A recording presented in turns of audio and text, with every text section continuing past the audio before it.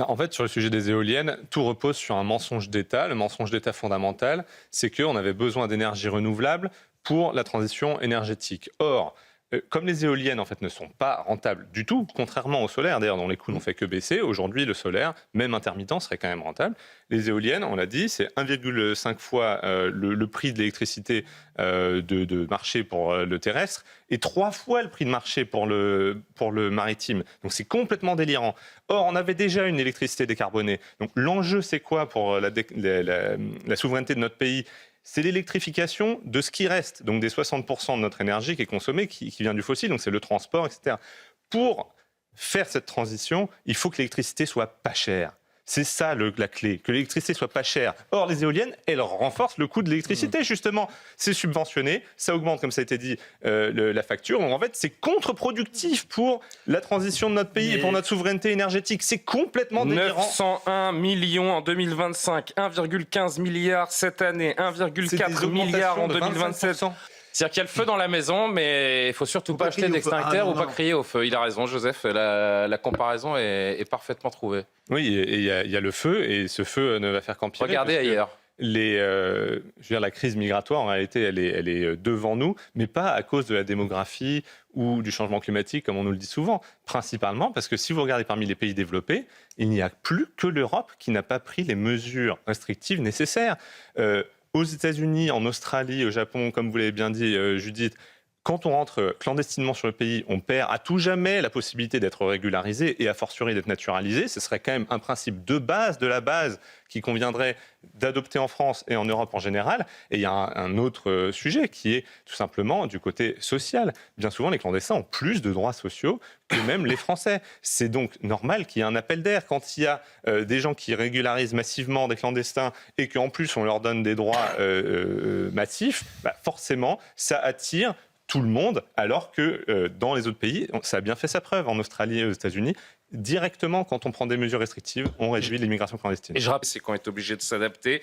C'est plus un choc ou un coup dur, c'est une crise durable qui impacte durablement, pour ne pas me répéter, les Français dans cette période de vacances. Oui, tout à fait. D'ailleurs, on voit déjà aussi le changement de comportement des Français. Et ça se ressent dans l'activité économique. Et donc, moi, je ne comprends pas l'inaction en fait du gouvernement parce que les caisses sont vides.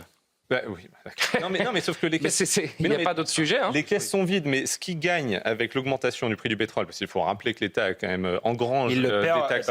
Il les perd dans l'économie réelle, parce que justement, les Français vont moins au loisir, etc. Donc, si vous regardez, en fait, c'est complètement hallucinant qu'on ne fasse pas plus. Juste pour aller dans le sens de Joseph, en fait, pour la première fois, on a sorti un rapport justement sur l'industrie du tabac au millénaire, et pour la première fois l'année dernière, le nombre de cigarettes de contrebande a dépassé le nombre de cigarettes légales vendues en France. Avec des problèmes de santé énormes. Avec des problèmes de santé énormes. Donc un coût énorme pour la collectivité. Et de narcotrafic aussi, puisque c'est les mêmes réseaux. Donc en fait, une taxe de plus sur les cigarettes, ce serait totalement contre-productif. Il faut voir, ça n'allait pas de soi. C'est vrai qu'on peut le dire, ça n'allait pas de soi que les autorités algériennes interpellent cet homme pour le compte de la France. Est-ce qu'on voit une marque de réchauffement ponctuel ou durable ?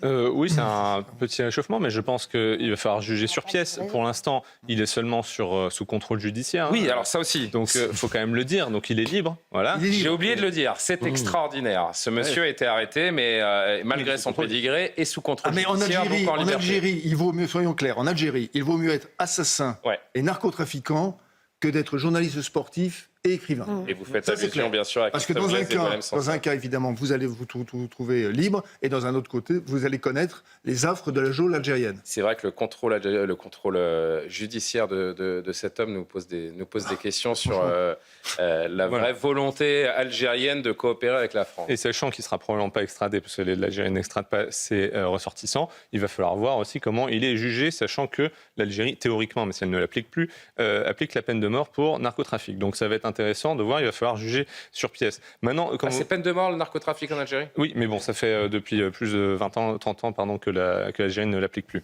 Mais donc, dans l'échelle des peines, ça donne une idée. Dans le quantum.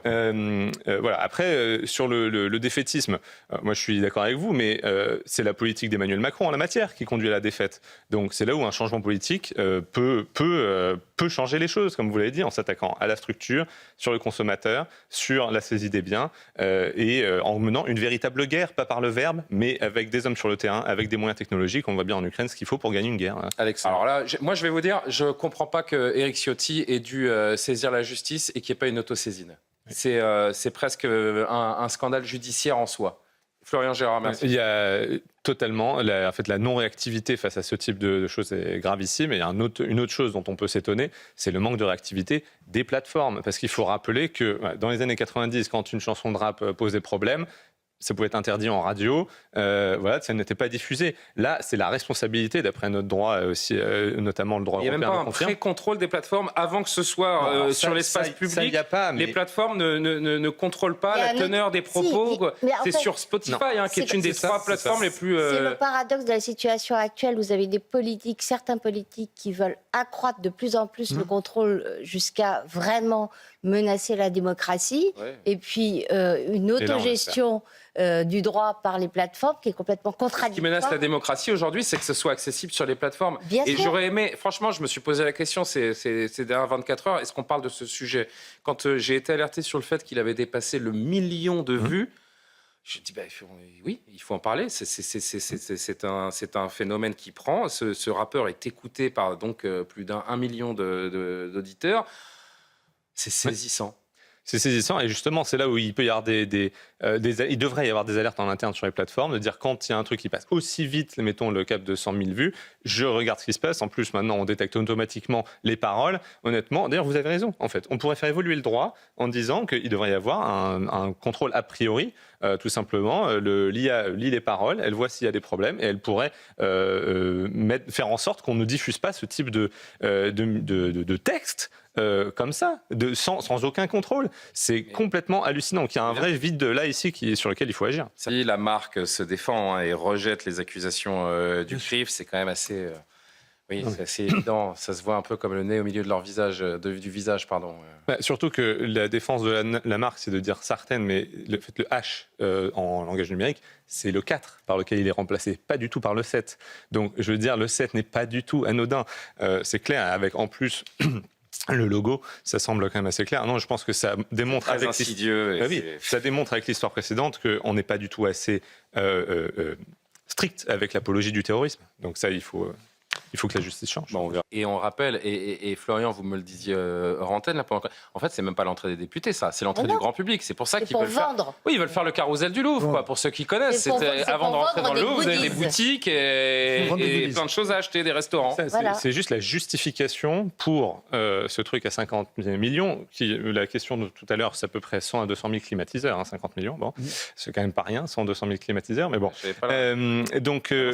Ici, c'est pour l'accueil. Donc, Madame la Présidente dit que l'accueil des visiteurs au Palais Bourbon est indigne. Et en fait, ce matin, j'ai lu dans la presse, mais c'est quoi ? C'est que les gens attendent sous la pluie ou ils ont trop chaud. Est-ce qu'on va vraiment se dire que c'est logique de mettre 50 millions de travaux et de détruire de notre patrimoine historique juste pour que des visiteurs qui, jusqu'à preuve du contraire, ne se plaignaient pas spécialement, ne soient plus sous la pluie ou dans la chaleur ? Franchement, il y a un tel